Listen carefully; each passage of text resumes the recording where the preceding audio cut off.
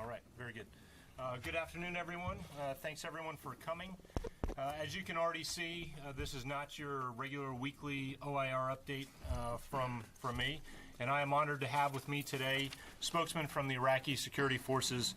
Sitting with me are Brigadier General Yahya Rasool, who is the spokesperson for Joint Operations Command. We have Brigadier General Hogard Hikmat, who is the spokesperson for the Peshmerga forces. And we have Brigadier General Sadman, spokesman for the Ministry of Interior. We also have in the audience 9 of their colleagues, spokespeople from the Prime Minister al-Abadi's office and other military and government organizations. You are all well aware that Prime Minister Abadi officially announced the liberation of Mosul earlier this week. We in the coalition want to echo Prime Minister Abadi's congratulations to the Iraqi security forces. This is a historic victory against a brutal and evil enemy. This victory deals a significant blow to ISIS towards ending their false statehood. Over the last 3 years, through Iraqi determination, ISIS has been on an increasingly rapid decline, losing Tikrit, Ramadi, Fallujah, and now Mosul. Iraqi security forces, on the other hand, have only improved and gotten stronger. They have proven with their battlefield successes that they know they are better, that they are a better fighting force, and they are better than the terrorists that they fight. Defeating Daesh throughout Iraq has been a true unity of effort underneath Prime Minister Abadi's direction. And just look at how the Iraqi security forces have fought. All elements of the Iraqi security forces achieved this victory together. Iraqi Army, Federal Police, Peshmerga forces, local police, counterterrorism service, and popular and tribal mobilization forces. Overall, Iraqi security forces have cleared more than 30,000 square miles of territory that had once been held by ISIS, and nearly 2 million Iraqis formerly displaced have now returned to their homes. However, the defeat of ISIS in Mosul does not mark the end of this evil ideology and global threat. With the coalition's help, the ISF will keep the pressure on this enemy while they are on their heels and not give them a chance to rest. The coalition, with both military and through stabilization efforts, will continue to support Iraq in their efforts to defeat ISIS. The progress that has been made to date is because of our brave Iraqi partners who take the fight to ISIS every single day, and the strong coalition that supports and fights with them. And it is the professionalism and the dedication and competence of these men and women who have gone toe-to-toe with this terrorist group and have paved the way for ISIS's lasting defeat. And with that, I'll now turn it to General Rasool for opening statement.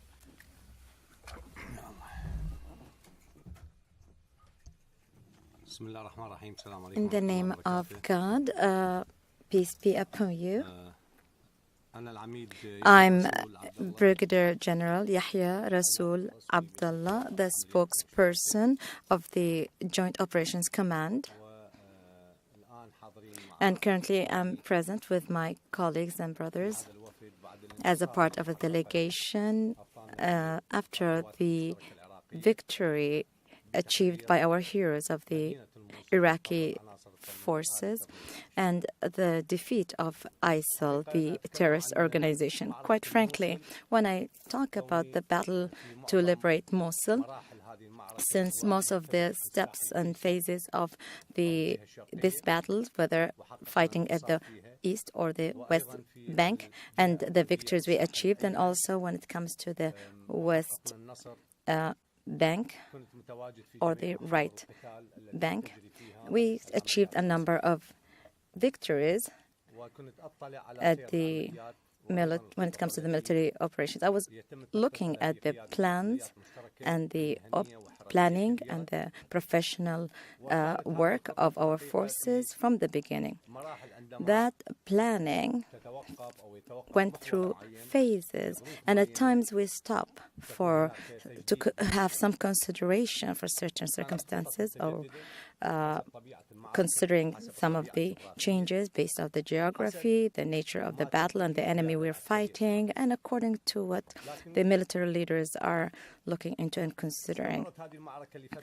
But the long period taken by this battle is because of the reasons that we can explain as a Iraqi leadership with the guidance and directive of our Prime Minister, Dr. Haider al-Abadi, the commander of armed forces. Before the beginning of the military operation to liberate the city of Mosul, the purpose was to liberate the person, the human, before liberating the land itself. Therefore, we consider this a human victory before a victory of a location of a land. We liberated millions of people. We liberated them from terrorism, starvation, and the worst terrorist organization in the world known to humankind. And we did a great job by this victory. Our heroes, Iraqi forces in the Iraqi military and the counterterrorism services, and also the federal police forces. These are our heroes. In addition, the Peshmerga, these are other heroes, and also the Popular Mobilization Forces. From the beginning, they were part of all our military operations to liberate the city of Mosul. This victory is a victory of a coalition that liberated large areas that was, quite frankly, the most difficult areas to liberate because of the nature of our enemy. We're not forgetting here the role of our friends in the international coalition. They supported us in so many different ways. First, they really helped us when it comes to sharing intelligence information and the aerial imagery that they shared with us, and the continuous aerial coverage they gave our forces on top of the equipping, training, and support that we received from our partners with the latest and the most modern weaponry that we needed, quite frankly, in this battle. However, let me emphasize that the main victory was the liberation of the old city of Mosul. That battle has a great significance. The old city of Mosul is composed of a number of areas and neighborhoods. Its geographical nature is a little bit different. It's an old and ancient city, very crowded with very narrow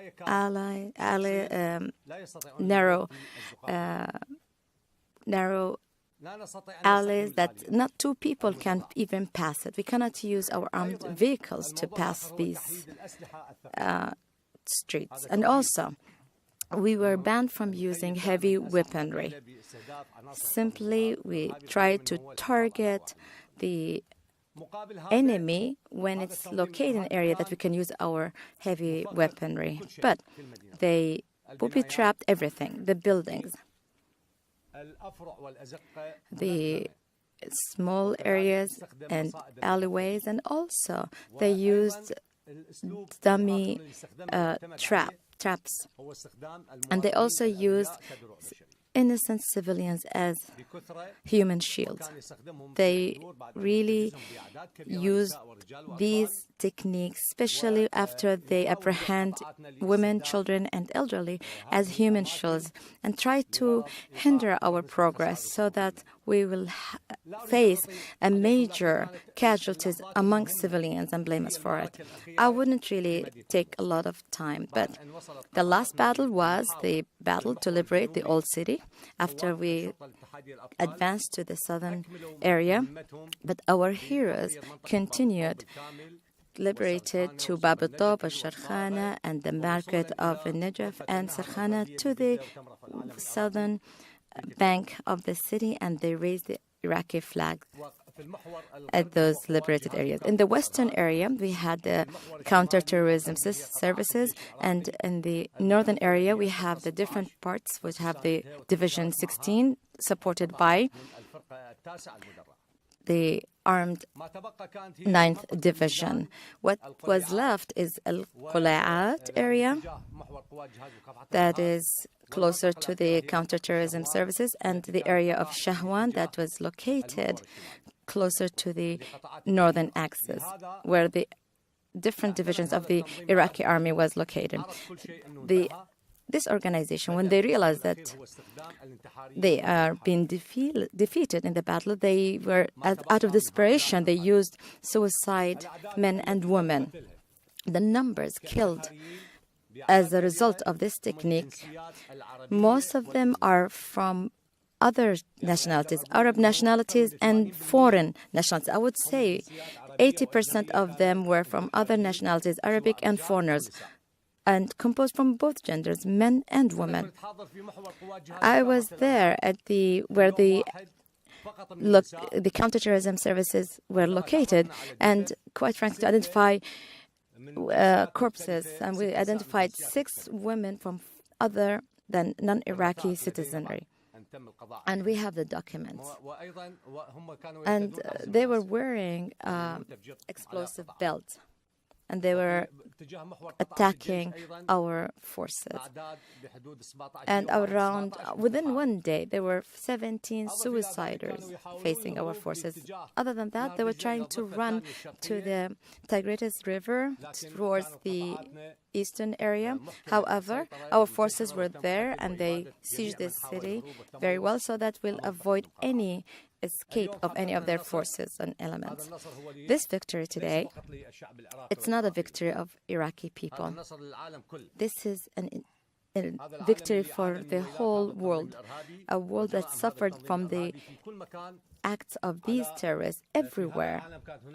There were crimes, terrorist acts that have been committed by this organization. This victory that will lead us to continue liberating the other areas under their occupation. We still have a long way to go. We still have more military operations to conduct, and we have a long way to work. We have Tel Afar, Al-Mahalibiyya, Al-Ayadiyya. These are areas we need to work on it. Al-Hawija, south of Kirkuk, we have Ana, Al-Qa'im, Arauna.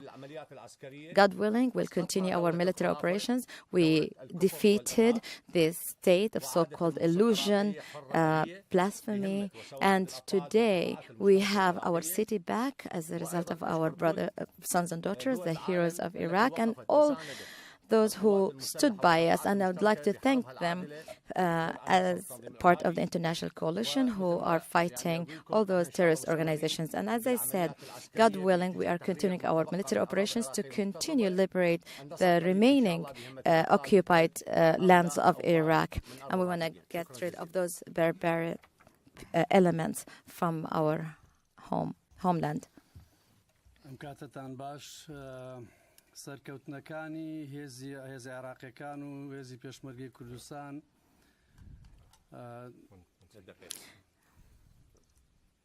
Okay. All right. First, we'll go Sadman first while they switch, okay?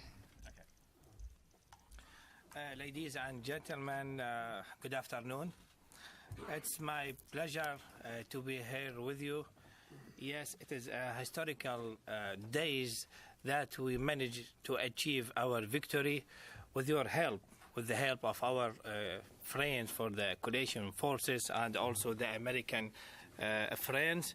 Yes, it is a historical days, and really I'm very proud about what we achieved, especially if we compare the situation in 2014 and what we are doing now. General Yahya Rasool, maybe he mentioned all the situation, and he give you a picture about what's going on. I want to emphasize on some points. One of it's we managed to make our policemen have the ability to do their job again, and we managed to build the bridge between police, Nineveh police, and federal police, and our society, our people in Mosul, which was a very important issue.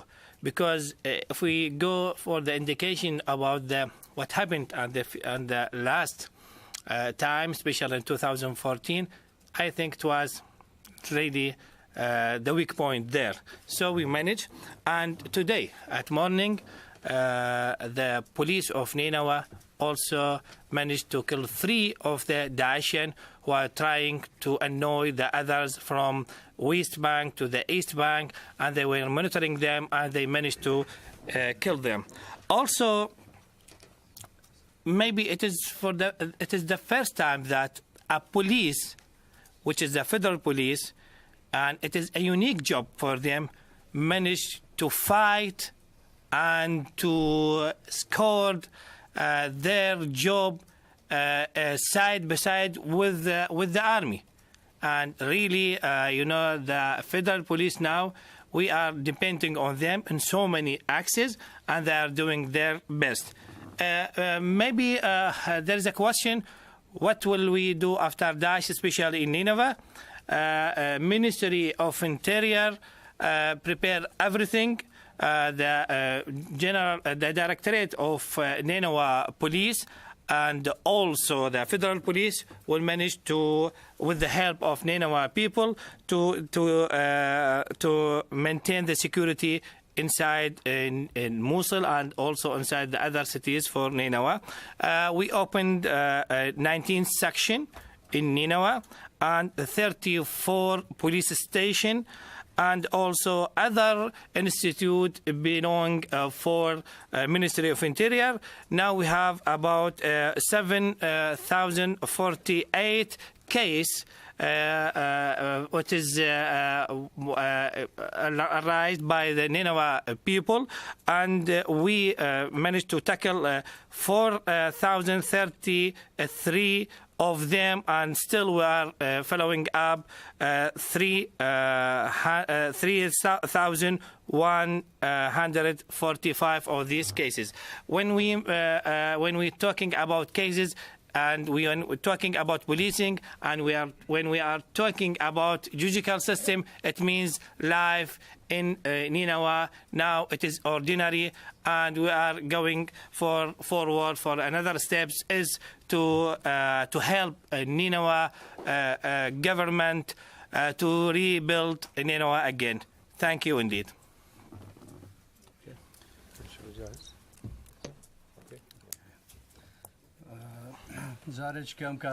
I'd like to welcome you.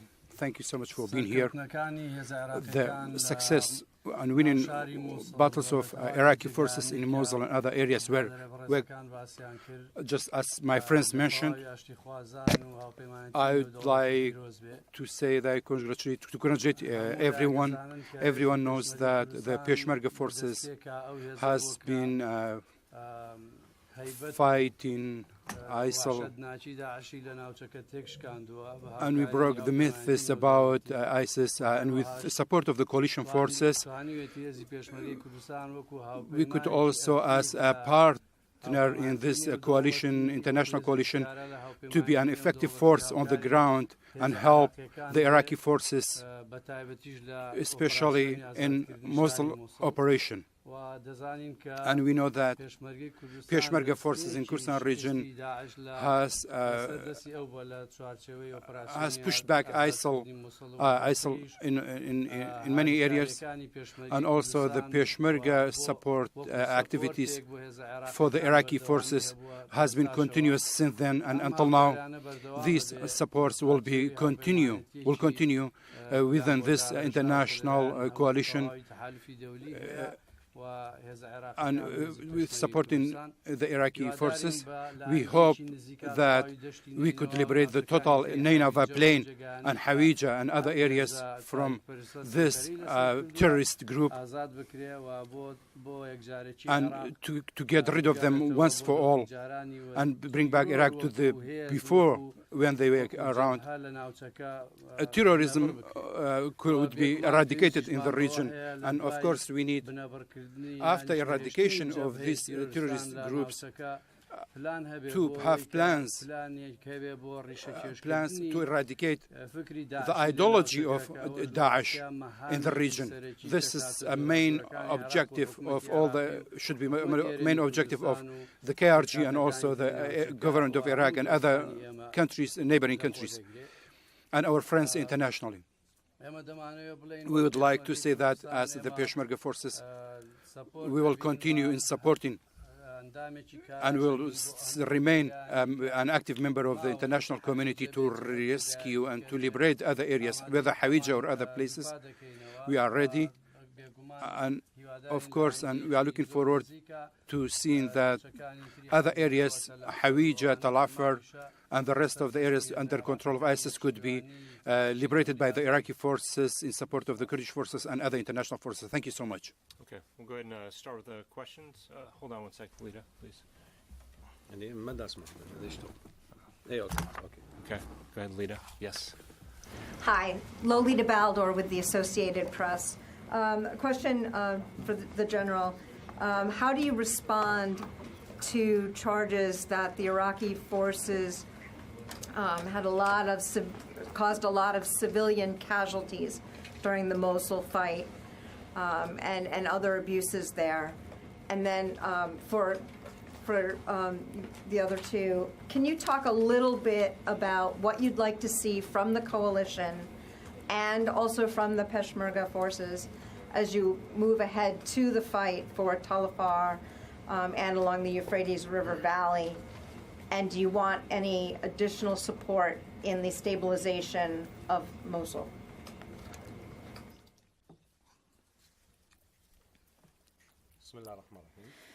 In the name of Allah, the battle, it was fierce with these terrorist organizations. However, there was something to consider, that they used everything. They were using hundreds of booby-trapped vehicles, and they used it among civilians. Therefore, this organization was the main reason, and significantly, to cause casualties among civilians.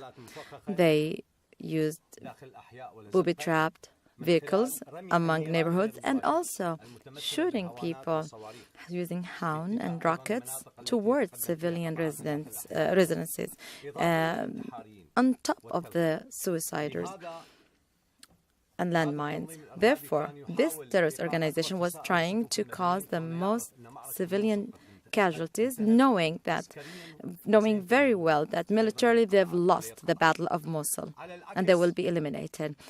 Contrary to what's been done by all those participating to liberate the city, they were very considerate of citizens and made sure to save human lives, and they wanted genuinely to liberate people from this terrorist organization. Therefore, they transferred hundreds of thousands of people to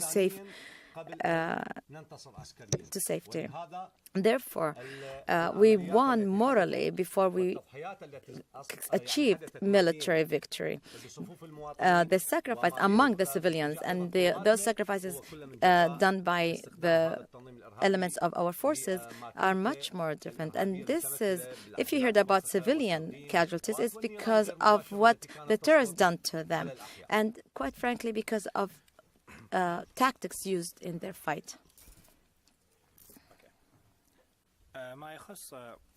Regarding in relation to the battle in Tal Afar and or what we quite frankly need from the coalition, on top of what's been mentioned by Brigadier General Yahya and the Prime Minister, who stated 3 days ago, he was very clear in his statement.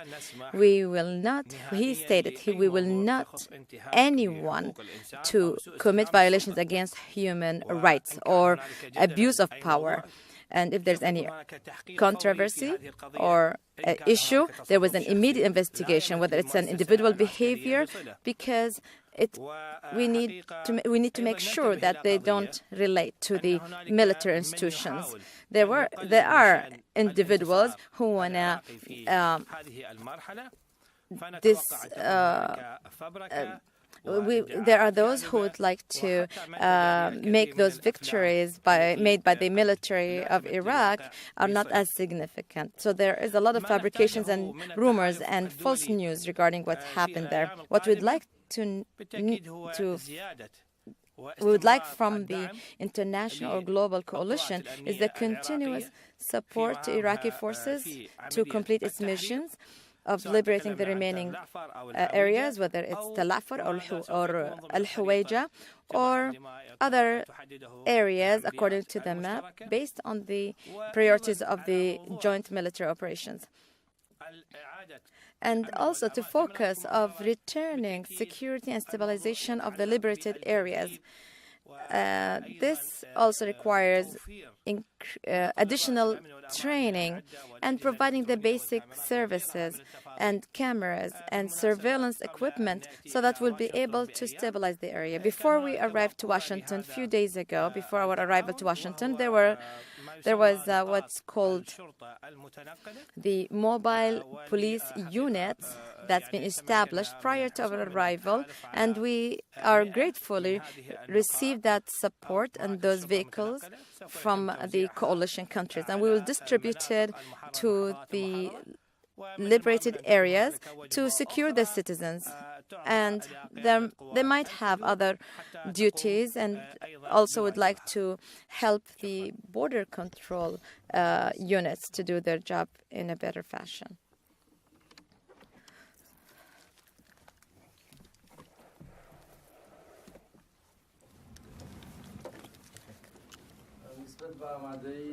Regarding the preparedness of the Peshmerga to liberate Hawija, Tal Afar, and other areas that I mentioned earlier, that the Peshmerga forces are already, even before preparing for the Mosul operation, we were ready, and we are now all prepared.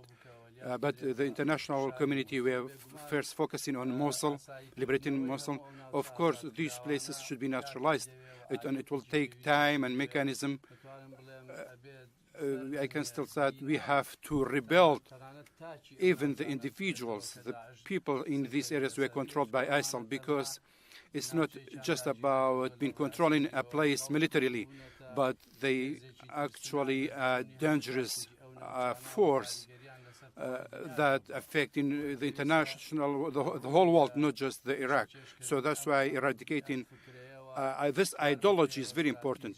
We have to have a strategy by the coalition, by international community, to continue with the eradicating of this ideology. The international coalition should continue supporting the Iraqi forces, including Peshmergas. Idris Ali, Reuters. You're obviously very proud of the retaking of Mosul, and rightfully so. Hold on. Sure. Okay. So I was just saying you're obviously proud of retaking Mosul, and rightfully so, but obviously we wouldn't be sitting here if Mosul had not fallen in the first place. And sorry, it's not. Yeah. Not going through. Okay. Now, go ahead. Sorry. Sure. Well, I'll just give the gist of it. We wouldn't be sitting here today if Mosul had not fallen.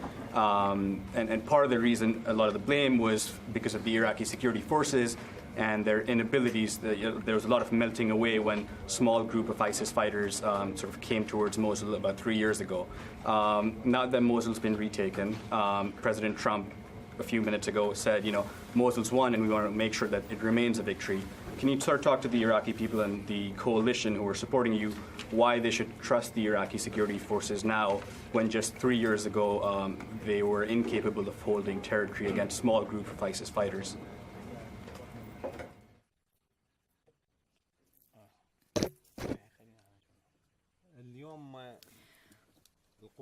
Today, the Iraqi forces are the pride of the nation. Our heroic divisions, they recovered after, and they proved themselves that they recovered after these operations, and they liberated the Iraqi cities that's been occupied by foreign terrorist groups. Let's go back. 2014, there were approximately 40% of Iraqi territory was under the control of this terrorist organization. Today, we have a very small percentage of Iraqi territory still under their control. This did not happen haphazardly. We made careful selections of the military leadership. They are professional and extensive training, equipping, and coordination with coalition forces. Many divisions and forces been trained of street fighting and engineering and how to address the landmines, and all those bombings that's been put by the terrorist group. Therefore, that is why we had this victory. The whole world now trusts and have confidence in the Iraqi military institution and all the Iraqi forces. When we're dealing with dense city, an urban neighborhood, Mosul has 1.5 to 2 million citizens in it, whether it's the left or the right bank. These heroes and our forces fought in an urban setting and protected their lives and their properties. It is not an easy equation to fight in an area that is populated by civilians and protect their lives and their properties and the infrastructure, and then also at the same time eliminate the terrorist individuals. No army can achieve what the sons of the Iraqi forces achieve. These are our heroes of liberating those cities.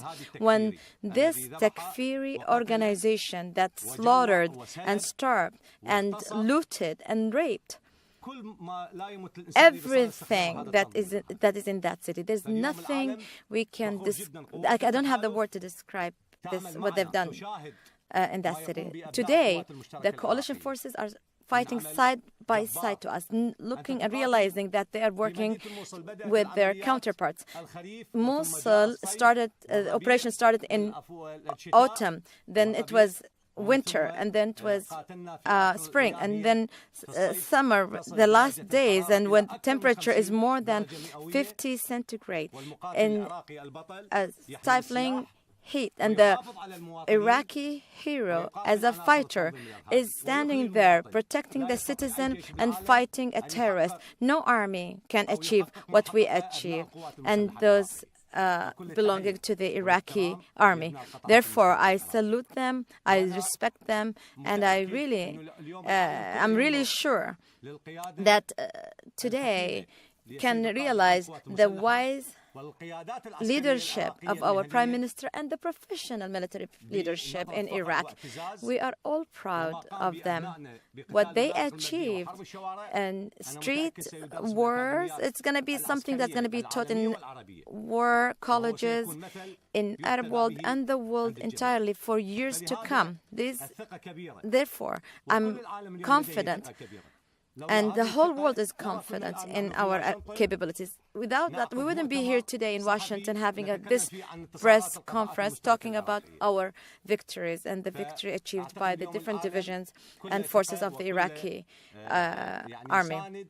The whole world is supporting us and standing by our side because we are coordinating very well with the coalition forces in arming, equipping, and training our forces to raise their capabilities. And thank God. And that was proven in the army. We had also Iraqi Air Force. We have F-15 jet fighters, and we were precise in the targeting of those places just to eliminate those areas what we know that the terrorists exist. Therefore, we will be more confident and we will continue gaining confidence and trust as we liberate the other areas like Tel Afar and Huwayja and other places. Just to add to answer to add to the answer. Of course, all world armies, they fight in wars. Some battles are different than other battles in its nature, but what counts are the end results. True. Daesh is not fighting Daesh is a global fight. It's not only an Iraqi war. Many countries, the whole globe is suffering from the presence of their cells and units. Nobody is immune to Daesh's existence or ISIL. Therefore, nobody fights face to face on the ground facing those groups other than Iraqi forces today. Therefore, the Iraqi victory is a victory for all who love peace in the world. Thank you. Could you please give us an update on the number of Daesh fighters that remain in Iraq? Could you also give us an update on the number of Iraqi security forces that have been killed? And how long after Daesh is defeated do you think the coalition should remain in your country?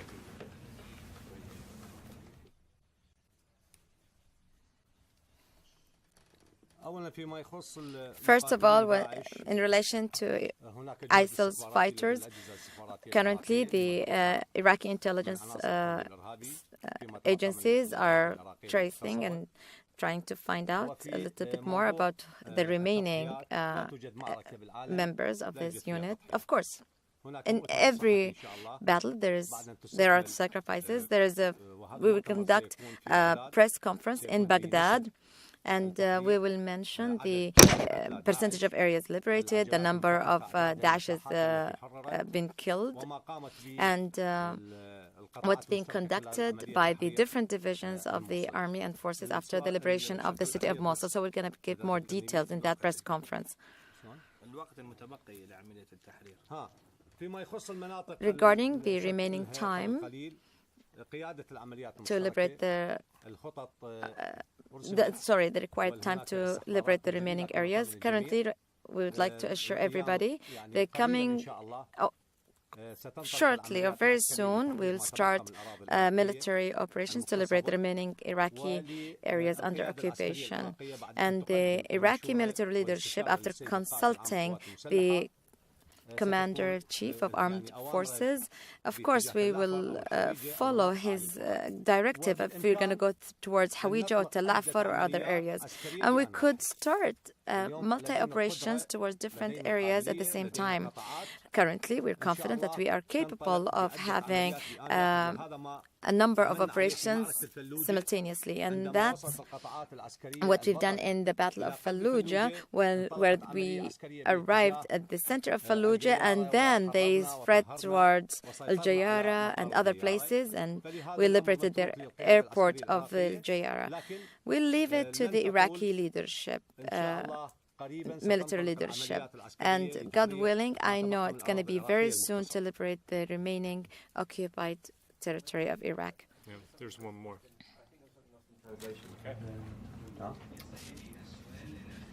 Someone. Okay.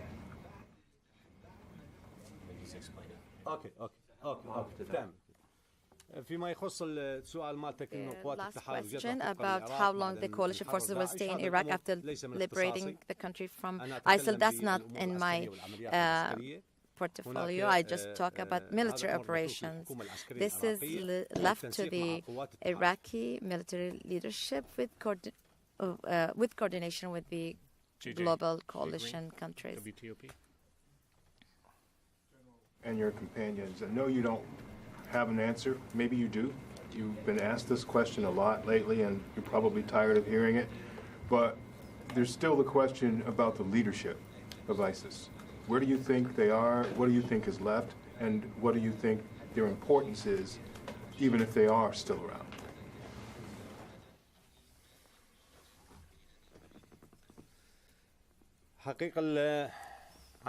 Honestly, the elements and the leadership of ISIL and those influential within the organization, we did a great defeat to them and damage to, especially as a result of the precise intelligence information. We targeted their command and control areas. We targeted some of their influential members, and we killed a large number of their leadership.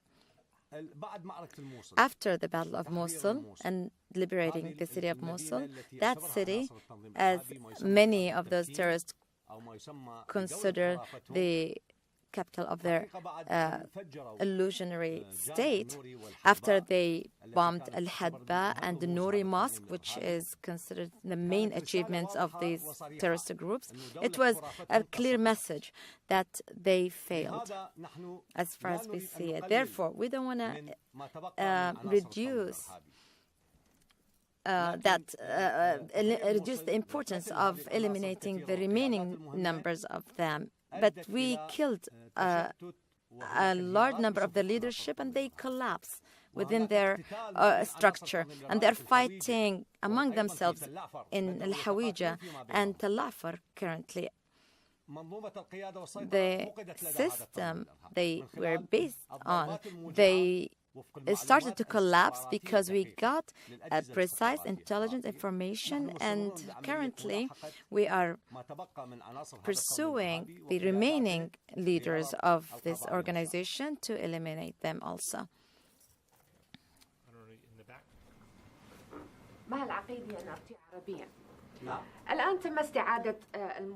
Currently, you won of reclaiming this city, Mosul city. But after you liberate all the areas, do you have an Iraqi strategy or another strategy in cooperation with the international coalition so to guarantee that they won't return to Mosul or any other province of the country? The only remaining elements currently under the only remaining countries under these organization is in Tal Afar and Nainawa. Currently, we try to secure the borders, and that's what we achieved with the PMF, or the Popular Mobilization Forces. They currently control a large section of the border so that they won't run or cross between the Iraqi or Syrian borders, so they don't escape there or don't return to our country. Therefore, we have a plan. Let me clarify an important point. Yes, we have a partnership with the coalition countries, and you mentioned that cooperation with the coalition. We said about the training, equipping, and coordination, and this has happened with the approval of the Iraqi government. More than 60 countries are helping us.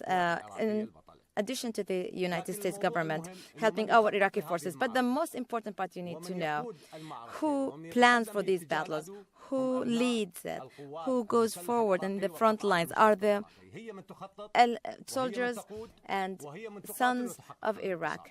Our soldiers are on the front lines. Iraqi forces are in the front line. Yes, we have the partnership with the international coalition, and I mentioned specifically where are the points that we cooperate with the international coalition and where we get their support. To add to the answer, currently the coming battle is the battle of information. The intelligence information is the coming phase of this battle.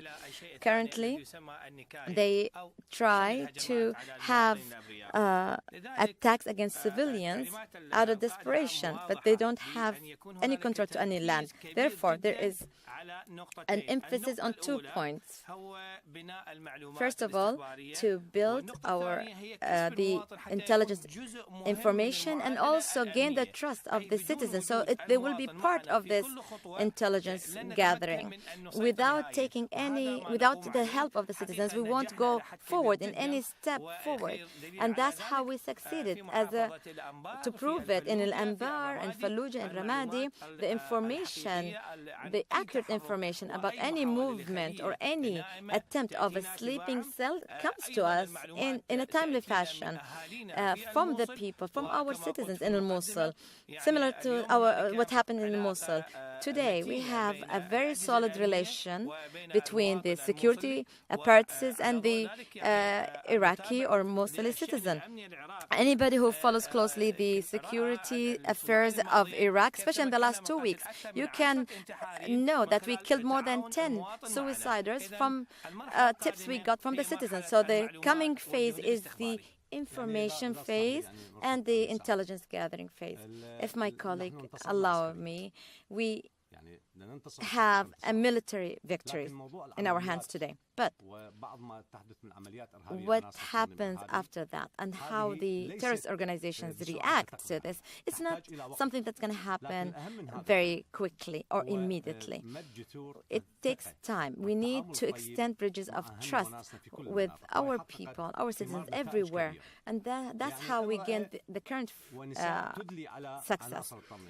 There are people who are giving us tips about their leadership, citizens. For example, the city of Mosul, one of the suiciders attempted in Dawrat al-Yarmouk, in Dawrat al-Yarmouk area, he wanted to have an operation to kill a checkpoint, but the young people, the courageous people and young people of Mosul, they attacked him before he came to attack our checkpoints and forces there. Therefore, we need to have a good relationship with the citizens and let them trust us on top of gathering intelligence with their help. Many of the preemptive operations that we executed as through our intelligence forces, we cannot share it with you here because we need still to follow up and capture the remaining members of these cells. Courtney. Thank you very much. Brigadier General Rasool, I want to make sure I understand your answer to Thomas's question. So you believe you have enough Iraqi forces right now to conduct the next offensives, Tal Afar and whatnot, and still hold the other areas like Mosul? And then Brigadier General Sadman, how many Iraqi police do you expect will be needed to hold Mosul? And then one more back for Brigadier General Rasool. How long do you think until the rest of Iraq is completely cleared of ISIS? Do you think it's possible it will happen this year? And then if I could, one for Brigadier General Hikmat. Is the Peshmerga currently conducting any planning for what would happen if the referendum vote chooses for Kurdistan to be independent? Are you involved in any military planning for how that would impact the fight against ISIS going forward? Thank you.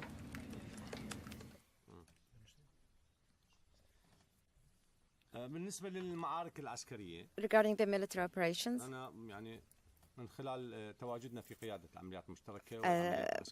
as a member who is present in the planning for the military operations and also a witness to what's going on in the command and control center, we have enough forces to liberate what is remaining from our country under the organization. At the same time, we can launch a number of operations. We can launch a military operation towards the Lafar and another one towards Al-Qa'im, maybe another one towards Al-Huwayja, and vice versa. But this is left to the military decision, military leadership decision.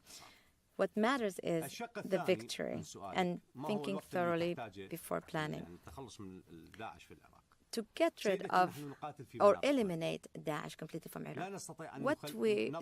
My lady, let me say that we cannot completely eliminate those terrorist groups because we're talking about urban settings or urban cities. Our priority is to save or make sure to avoid civilian casualties. However, what I'm witnessing from my presence there is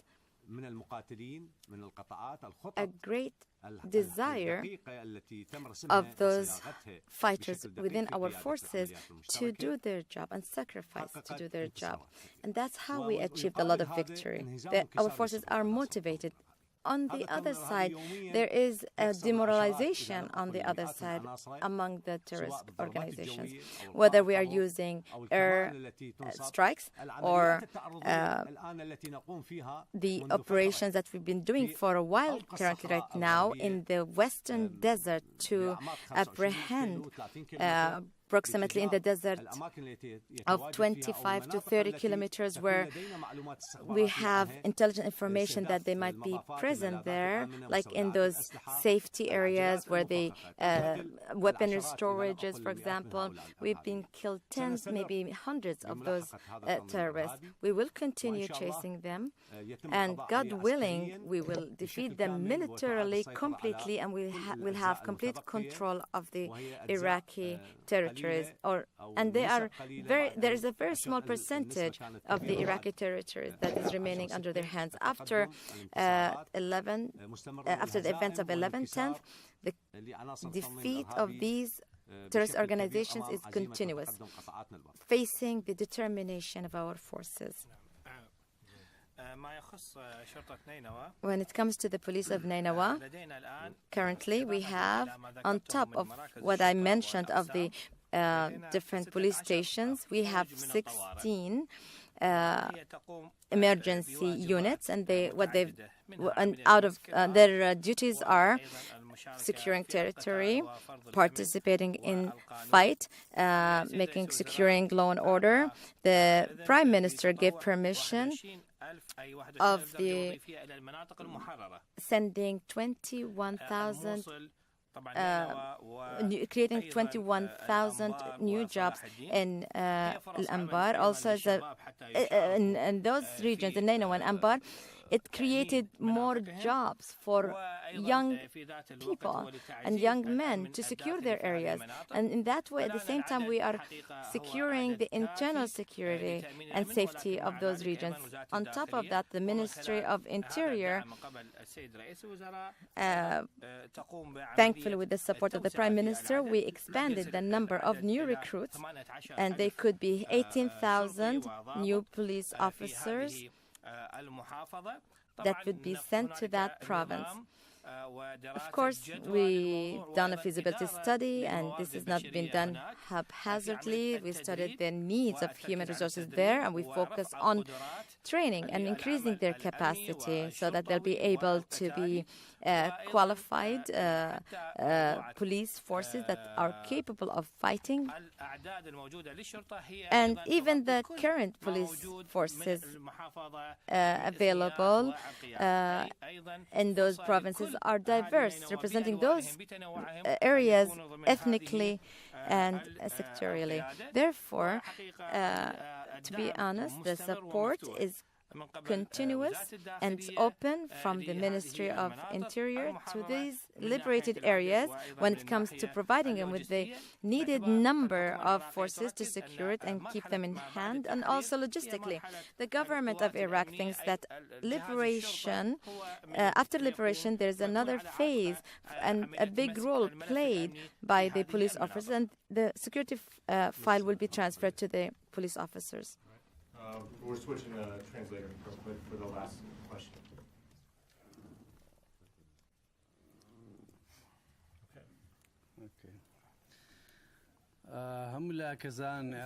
Everybody knows that the Iraq is now waiting for elections. The elections and a referendum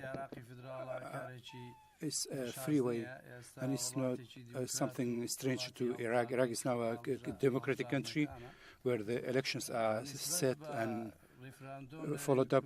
As for the referendum in the Kurdistan region, this is about people in Kurdistan and who will vote and participate in the referendum. The president of the Kurdistan region has decided this referendum, and as for us as the Peshmerga forces, we protect the Kurdistan region, and our jobs is basically about protecting our borders.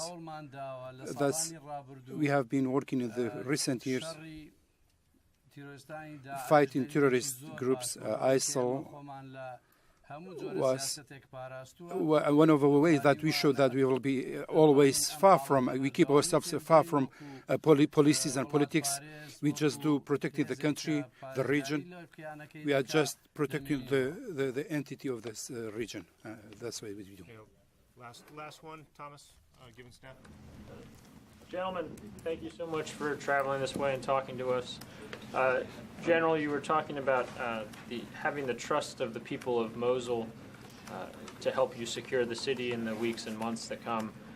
What would you tell them after some of these videos have surfaced of small groups of Iraqi soldiers committing atrocities against potential ISIS fighters?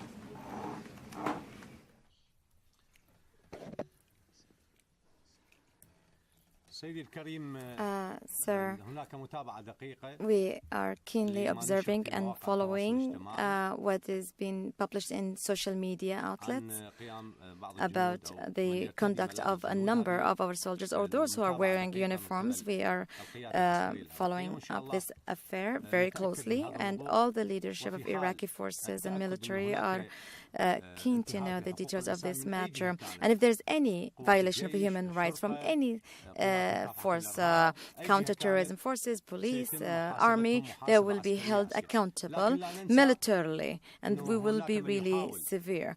Don't forget that there's those who would like to reduce the joy and the confidence we have from this victory. Maybe these videos are being fabricated, and quite frankly, we're looking into this matter very carefully, and we will hold anybody who committed that act severely.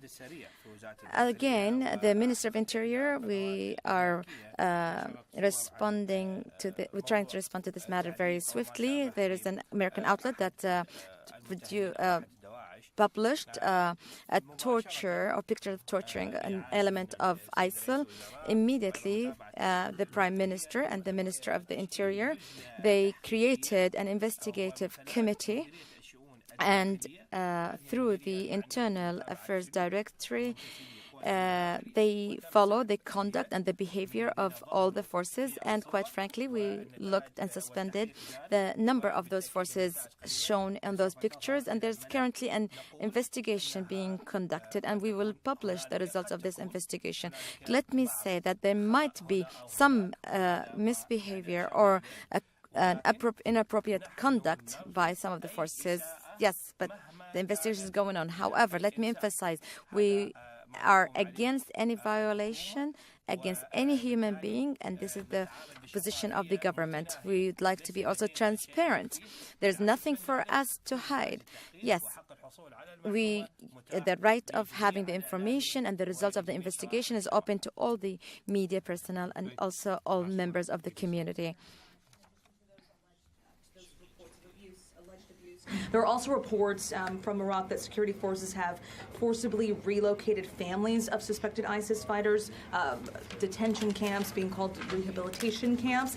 Is there a camp in Mosul where families of ISIS fighters are being relocated and being held against their will? And if so, does this affect any reconciliation efforts in that area? And that's for General Zul or anyone else that'd like to take that.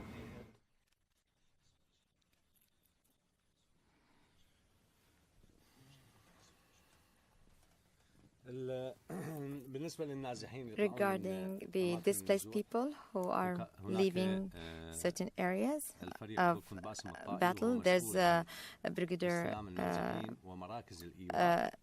Mansour that oversees those displaced people and the supervision of areas where the Iraqi forces are present. This topic, we didn't have precise information about what's going on. However, there is no situation or scenario where the Iraqi forces will forcibly get people out of their homes as Iraqi citizens from the residency. However, we try to secure safe pathways for them to avoid the battle area. Yes, we sometimes help them being transported to safer places. And at times when we eliminate those terrorist organizations and we gain the control of those areas, and we make sure there's no booby traps, and we secure the area, we help returnees to come back to their homes. That's what's that's how we behaved, and that's what's been doing in the Eastern Bank. Many of the liberated areas on the 17th in the Tammuz, in Shefa area and other places on the 17th of Yonyo. What we've done is we help those returnees to come back, and that's how we behave systematically as we liberate the city of Mosul. All right. Thank you very much, everyone, for coming, and thank you, gentlemen, for being here today on this unique experience to provide an update from Iraqis and not just me. So thank you very much. Thank you.